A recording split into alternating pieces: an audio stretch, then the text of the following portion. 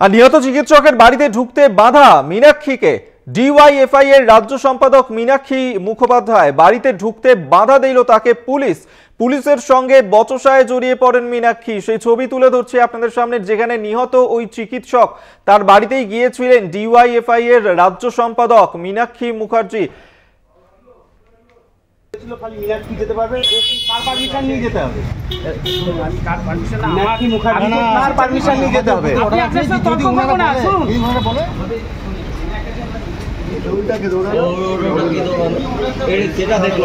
সেটা দেখলে না তোমরা।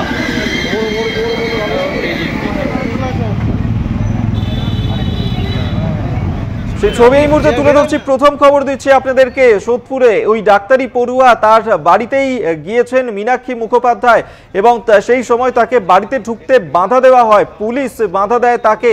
পুলিশের সঙ্গে বচসায় জড়িয়ে পড়েন মীনাক্ষী মুখোপাধ্যায়। ডিওয়াইএফআই এর রাজ্য সম্পাদক মীনাক্ষী মুখোপাধ্যায় তিনি সোদপুরে গিয়েছিলেন ওই নিহত চিকিৎসকের বাড়িতে তার পরিবারের সঙ্গে দেখা করার জন্য, কিন্তু সেই সময় তাকে বাড়িতে ঢুকতে বাধা দিল পুলিশ।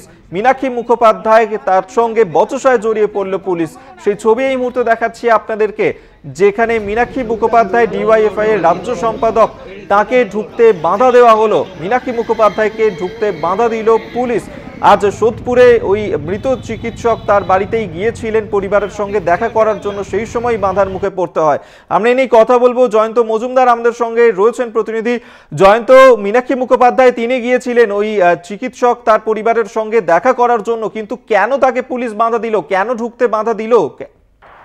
দেখো, প্রথমে যখন মীনাক্ষী মুখার্জি সেই মৃত চিকিৎসকের বাড়ির সামনে আসে এবং বাড়ির ভেতরে প্রবেশ করার চেষ্টা করে, সেই সময় কিন্তু পুলিশ, অর্থাৎ ভোলা থানার পুলিশের উচ্চ যারা আধিকারিকরা রয়েছেন, পুলিশ, তারা কিন্তু এখানে উপস্থিত ছিলেন এবং তাকে বলেন যে ওপর মহল থেকে অর্ডার আছে, আপনি একা প্রবেশ করতে পারবেন, আপনার সাথে আর কোনো ব্যক্তি প্রবেশ করতে পারবেন না। তখন মীনাক্ষী পরিষ্কারভাবে বলে যে আপনার যে ওপর মহল থেকে অর্ডার বললেন, সেই অর্ডারটা আমাকে দেখাতে হবে। এই নিয়ে পুলিশের সঙ্গে বচসা তৈরি হয়, কিন্তু পুলিশ কিন্তু অর্ডার দেখাতে পারে না। পরবর্তীতে বলে যে অর্থাৎ মৃত চিকিৎসকের বাড়ির থেকে অবজেকশন রয়েছে। তখন মীনাক্ষী বলে যে সেটা আপনি বলতে পারছেন স্পষ্ট ভাষায় বুঝিয়ে, কিন্তু বললেন ওপর মহল থেকে অর্ডার আছে, আপনাকে অর্ডারটা দেখাতে হবে। পরবর্তীতে কিন্তু মীনাক্ষী সহ মীনাক্ষীর আরো যারা সদস্য এবং সদস্যরা ছিলেন, তারা কিন্তু সেই মৃত চিকিৎসকের বাড়িতে প্রবেশ করেন এবং তাদের সঙ্গে কথাবার্তাও বলেন। এবং এখনো পর্যন্ত কিন্তু যে ছবিটা ধরা পড়ছে, মীনাক্ষী কিন্তু এখনো পর্যন্ত তাদের সঙ্গে কথাবার্তা বলছেন সেই চিকিৎসকের বাড়িতে। এখনো পর্যন্ত কিন্তু এটাই আপডেট রয়েছে।